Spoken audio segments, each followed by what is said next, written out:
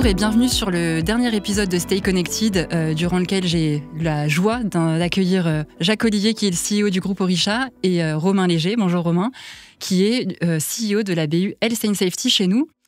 Jacques, tu étais sur le plateau il y a quelques semaines où tu as évoqué l'acquisition d'Advae, acquisition qui s'est du coup opérée fin T1 chez Orisha. Moi, je voulais t'accueillir aujourd'hui sur le plateau pour évoquer Must et Teranga, qu'on n'a pas encore évoqué au sein d'Orisha et qui fait partie du coup du pool d'acquisition qu'on a pu réaliser en 2024 au sein d'Orisha. Déjà, première question, comment ça va chez Orisha? Question classique, mais importante. Question classique, rituelle même, et réponse Exactement. rituelle, ça va bien. Ça va bien, et c'est une question qu'on me pose beaucoup en ce moment, parce que le contexte, comme vous le savez, est quand même assez chahuté, avec ces histoires de tarifs douaniers, etc. Ce qu'on constate aujourd'hui, c'est qu'on est relativement à l'abri de ces impacts-là. Orisha continue sa route de façon régulière, solide et pérenne. Et tu faisais mention, tu évoquais les acquisitions 2024, il y en a eu 6 en 2024, ça a été une année très riche. Alors on ne promet pas que toutes les années seront aussi riches, mais on va s'y attacher. Et effectivement, on a ponctué 2024 avec deux belles acquisitions, Must Informatique d'une part et Teranga d'autre part. Et on est très fiers et très heureux en fait d'avoir accompli ces deux opérations qui sont majeures et qui donnent naissance en fait à notre activité médico-sociale au sein de la BU Healthcare. Romain, toi, tu es du coup CEO d'Orisha Health and Safety. Donc, les acquisitions de Must et Teranga donnent naissance, effectivement, comme le disait Jacques, à Orisha Social Care. Tu peux nous en dire un petit peu plus ? Oui, tout à fait. Tu as raison. En 2024, on a décidé de créer un pool Social Care à côté du pool Healthcare. Alors, pourquoi ? Tout simplement parce qu'on voit bien que la démographie, la population se densifie et vieillit. Et on sait qu'on a un rôle sociétal. Et donc, on s'est dit que le soin à domicile, tel que l'hospitalisation à domicile ou le prolongement de la vie en EHPAD était un sujet très intéressant pour nous. Et c'est la suite logique des médecins, des chirurgiens-dentistes ou des centres de santé.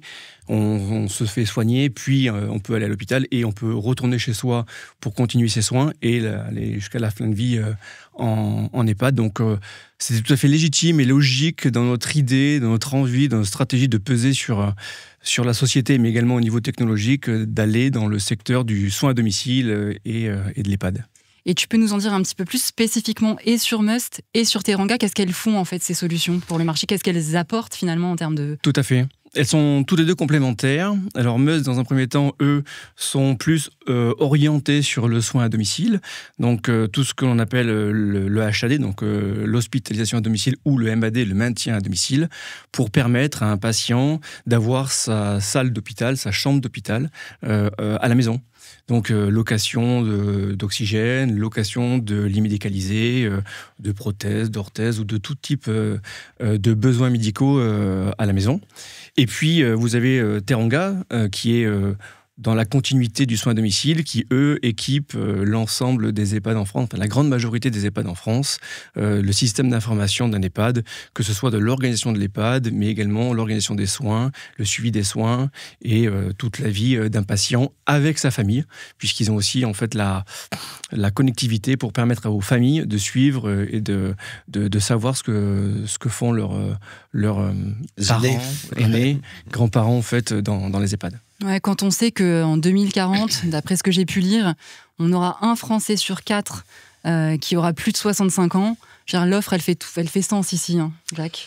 Elle fait complètement sens. Alors, il y a deux lectures à ce projet. Il y a cette lecture un petit peu arithmétique en se disant, oui, c'est un secteur d'activité de toute façon qui va se développer pour des raisons démographiques, aussi parce qu'on est de plus en plus exigeant en matière de soins, et enfin parce qu'il y a une telle tension dans les hôpitaux, dans les cliniques, de toute façon, on est obligé d'avoir cette forme de déport vers les domiciles ou les établissements de plus petite taille spécialisés.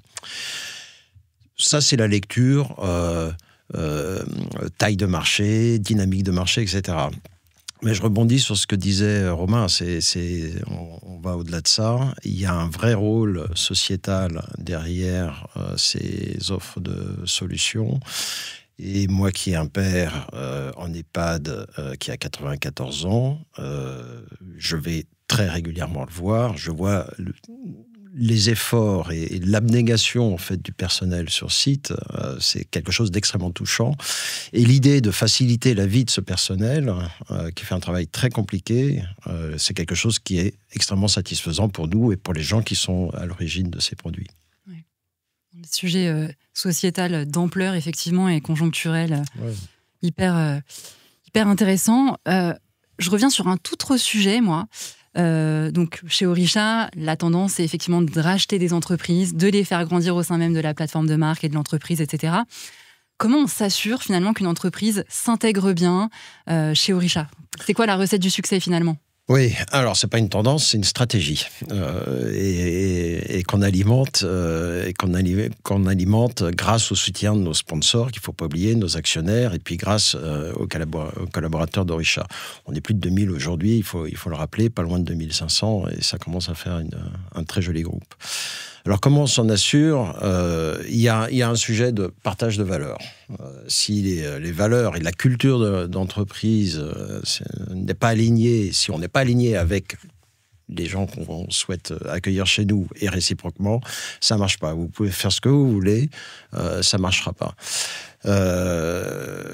Les valeurs, la façon d'adresser son secteur d'activité, autrement dit la relation avec nos clients, avec les clients de la cible, c'est quelque chose d'extrêmement important. Puis après, il faut que chaque collaboratrice trouve sa place dans un écosystème un peu plus gros. Alors, Orisha, on maintient une forme d'autonomie et de décentralisation, notamment dans les prises de décision. C'est ce qui fait que le champ des possibles est extrêmement large, et quelqu'un qui vient d'une PME, ETI de 50 ou 100 personnes, de toute façon, on ne va pas se retrouver étouffé dans un système contraignant. Évidemment, on a quelques exigences en matière de reporting ou de remontée d'informations, mais je veux dire que ça, c'est très accessoire par rapport à la valeur qu'on apporte à ces équipes en termes de formation, en termes d'innovation. Et cet échange-là, il est réciproque, c'est-à-dire qu'à chaque fois qu'on accueille un Teranga ou un Must informatique, on a toujours quelque chose à apprendre chez Orisha. Et donc, une des clés, c'est une forme d'humilité de la part d'Orisha. On ne vient pas là en disant on a la science infuse et vous allez voir ce que vous allez voir. Médico-social, il y a encore 2 ans, c'était un domaine qu'on ignorait totalement. Et voilà, on rentre dedans aujourd'hui, mais si on rentre dedans et qu'on acquiert une compétence dans ce domaine-là, c'est grâce aux équipes de Must et aux équipes de Teranga. Et comme la valeur métier, cette expertise métier chez nous, elle est centrale, la connexion se fait assez naturellement. Donc c'est une forme de co-construction finalement. C'est une vraie co-construction, et c'est un mot qu'on peut utiliser de façon un petit peu systématique. Mais je vais prendre l'exemple, ça a été le cas pour Must aussi, mais je sais que j'ai été pas mal impliqué dans l'opération Teranga. On a passé énormément de temps avec le fondateur, Philippe Talamy, et ses équipes rapprochées pour savoir comment on allait les intégrer demain, en fonction de ce qu'ils voulaient faire, de ce qu'ils n'avaient pas envie de faire, de ce dont on avait besoin, bien sûr.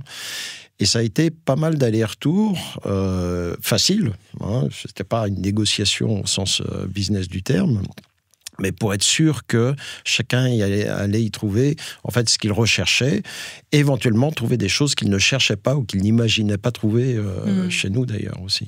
Donc c'est une aventure humaine extraordinaire, mais qui à chaque fois recommence, et chaque projet d'acquisition est un projet différent. Ouais. Toi, Romain, du coup, qui travaille au quotidien avec les équipes de Must et de Teranga, c'était quoi la perception finalement de cette intégration au sein du groupe Orisha, et notamment Orisha Social Care, pour le coup? Comment ils l'ont vécu, en fait, cette expérience? Alors, je rejoins tout à fait Jacques sur le partage des valeurs, puisque en fait, ça ne marche pas, ou ça ne peut pas marcher si, en effet, on n'a pas déjà en fait, un ADN assez proche, voire totalement commun. Il y a souvent des questions qui sont légitimes, qui peuvent se poser, mais in fine, ça, c'est les quelques premières semaines. Une fois, en fait, que l'on voit qu'on a la même stratégie, qu'on a la même envie, la même direction, et surtout, l'intégration de la création du pôle social care ou médico-social est un sujet pour donner de la valeur supplémentaire aux entreprises que sont Must Informatique ou Teranga. On est là, présent avec eux pour se développer, donner en fait un service supplémentaire et continuer à développer nos sociétés, les sociétés que l'on a aujourd'hui ou que l'on va acquérir demain sur les 10, 20, 30 prochaines années. Tout à l'heure, j'expliquais qu'on a un rôle sociétal envers nos clients et les patients, bien entendu, de nos clients, mais on a aussi un rôle social pour les sociétés que l'on intègre, et notamment les collaborateurs. L'idée, c'est de prendre et de conserver ce qui marche super bien dans les sociétés. Jacques l'a dit à juste titre, il y a un vrai ADN, un vrai savoir-faire de la décentralisation pour laisser ce qui marche bien, voire même prendre ce qui marche bien et puis le diffuser ailleurs. Ça, c'est super.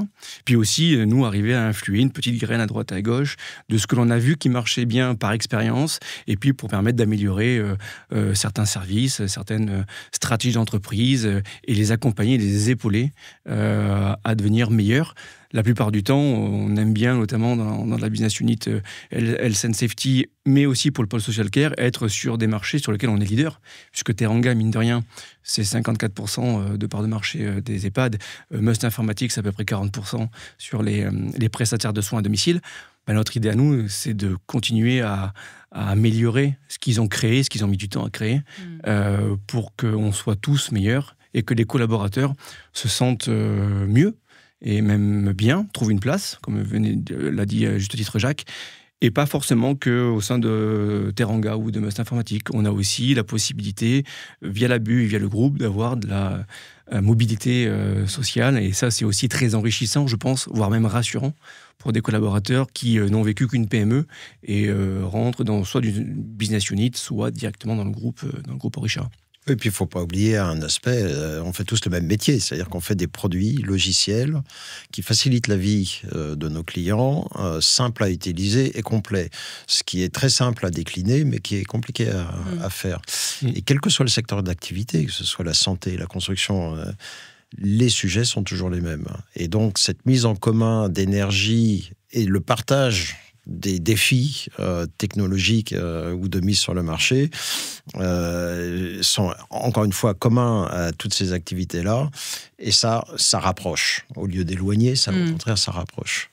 Tu parles de défis technologiques. Je sais que la BU Orisha Real Estate, la BU Orisha Construction, toutes s'y sont mises. On parle beaucoup d'intelligence artificielle, on entend ça partout. Comment ça se traduit chez Orisha Health and Safety, très concrètement ?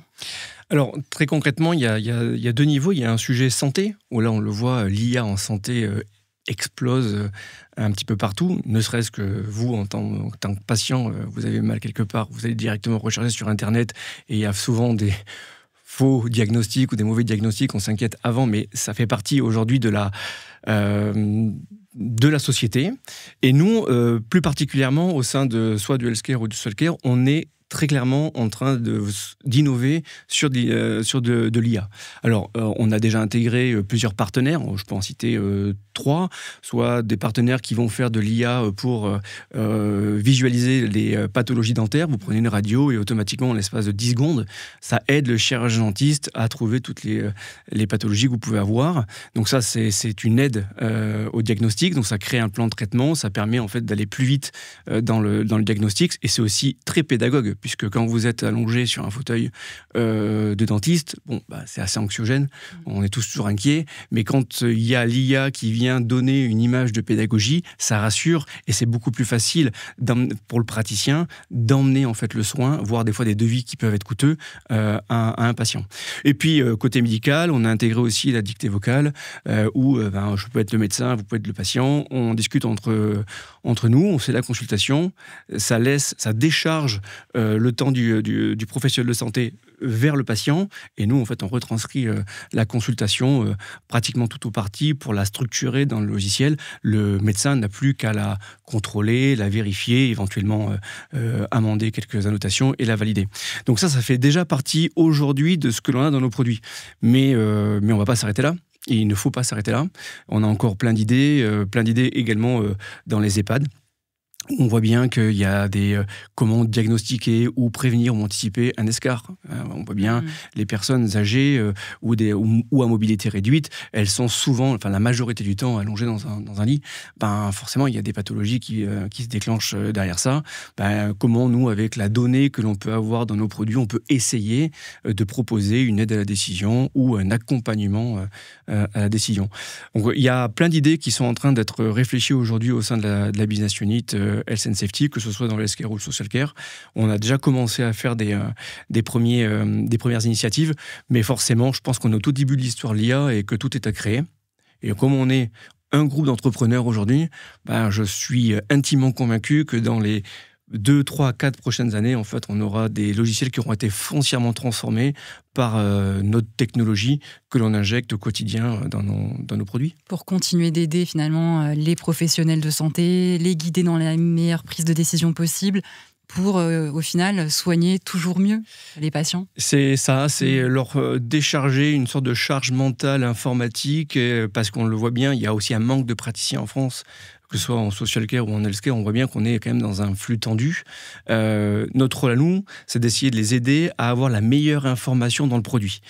Et donc, celui qui a la meilleure information le plus rapidement possible, l'information la plus juste, et également saupoudrée ou accentuée d'une IA, foncièrement, ça va améliorer la relation qu'il peut avoir entre le patient et son médecin.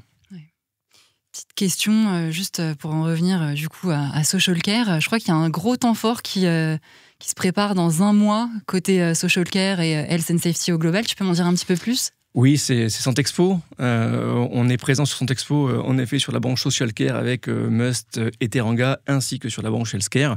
On a un stand sur Santexpo où on va arriver avec la marque Orisha pour l'ensemble de ces sociétés-là, proposer les innovations que l'on peut avoir dans nos produits, montrer l'unification, la stratégie, l'innovation que l'on porte au sein de la business unit Health and Safety, mais surtout propulsée et accentuée par les initiatives du groupe. Un gros temps fort du coup business, mais aussi finalement marque employeur pour toutes les équipes. Rencontre avec nos clients, c'est je pense le plus important, puisque on fait ce travail-là pour rendre service à nos clients. Et puis si je fais un petit détour par Teranga par rapport à ça, quand on a eu cette relation de séduction entre Teranga et Orisha, il y a un élément très important, et je rejoins Jacques sur ça, c'est que Teranga, ils ont un service client. Quand on a interrogé les clients de Teranga, sans aucune mesure, tous, à pratiquement l'unanimité, nous ont dit le service client chez Teranga, on a un sujet, on appelle, on demande en moins de 2 à 5 minutes, on est rappelé, on a la solution dans le quart d'heure. Santexpo, c'est aussi un événement pour nous tous, pour pouvoir continuer à rencontrer nos clients, à discuter avec eux, à trouver des axes d'amélioration, et puis à garder ce contact qui est très proche, puisque je rejoins encore une idée que Jacques a dit tout à l'heure, on a ce phénomène de décentralisation chez Orisha, aussi pour garder nos branches métiers très proches du client, très proches du métier. Et Santexpo, c'est un événement important en France qui nous permet de coller le plus possible en fait à nos clients. Merci Romain. Pour terminer, messieurs, moi j'ai 2 petites questions. La première pour Romain, Orisha Health and Safety, dans 2-3 ans, on sera où ? On sera loin.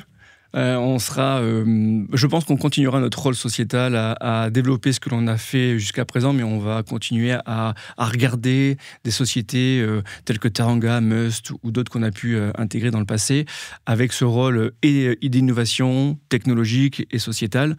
Donc je pense qu'aujourd'hui, on commence à être un acteur qui pèse par rapport à des gros acteurs que l'on peut connaître, si je peux les citer, CGDIM, Doctolib, par exemple, pour ne pas citer, ou Vidal. Je pense qu'on sera à leur niveau, voire on commencera à les dépasser. Et en tout cas, c'est un petit peu l'ambition qu'on peut se souhaiter, c'est de continuer à intégrer un ADN d'entrepreneur, mais également un ADN de société qui allie la technologie, le service du client et le rapport en fait au patient, donc avec un vrai but sociétal d'ici 3 à 5 ans. Ouais, c'est tout ce qu'on peut souhaiter à la BU. Et Jacques, au niveau groupe, global, ta vision ? Où on sera ? Où on sera dans 2, 3, 4, 5 ans même. Oula, une éternité. C'est difficile de répondre à cette question, parce que si tu m'avais posé cette question il y a 4 ans, j'aurais pas décrit ce que nous sommes aujourd'hui. J'aurais peut-être décrit quelque chose d'un petit peu plus modeste, dans la même lignée, dans la même philosophie, mais peut-être un peu plus modeste. Donc les choses vont vite. Elles vont continuer à aller assez vite. Je ne sais pas où on sera, mais on sera différent. Et on sera différent en quoi ? On aura une marque qui sera réellement établie et implantée. Elle est toute jeune, notre marque. Elle a moins de 2 ans. Hein. Elle a moins de 2 ans. Bon. Donc, on a encore du travail à faire là-dessus. Et je sais qu'en 2025, il y a pas mal d'initiatives dans ce registre-là. Je sais aussi que le poids de l'IA sera prépondérant. Alors, pas uniquement à travers les fonctionnalités qu'on va offrir aux clients et qu'on offre déjà. C'est-à-dire que Romain parle d'idées, mais il y a déjà beaucoup de choses qui sont opérationnelles dans nos solutions. Mais l'IA va aussi nous apporter une façon, un moyen d'être plus efficace dans la conception et la mise sur le marché de nos solutions. Ça, c'est le nerf de la guerre pour un éditeur. C'est ce qu'on appelle le time to market, entre l'idée et le moment où on déploie, on diffuse et les clients utilisent nos solutions. C'est l'histoire de l'informatique, c'est un laps de temps qui se réduit sans arrêt. Avec l'IA, l'avènement de l'IA, on va changer d'échelle et on va aller beaucoup plus vite. Et ce virage-là, on le prend de façon volontariste, avec des investissements importants, avec des équipes spécialisées dans ce domaine-là, parce que c'est la clé de l'avenir et parce qu'on a cette vision de sécuriser et de profiter de ces opportunités que nous offre l'avenir, je sais qu'on sera très loin dans 3-4 ans, mais me demande pas où, parce que je ne sais pas. Wow. Voilà. Mais il nous tarde d'y être. Hein. Exactement, ouais. Exactement. Voilà, merci à tous les deux. Merci. Merci, et puis à bientôt dans Stay Connected.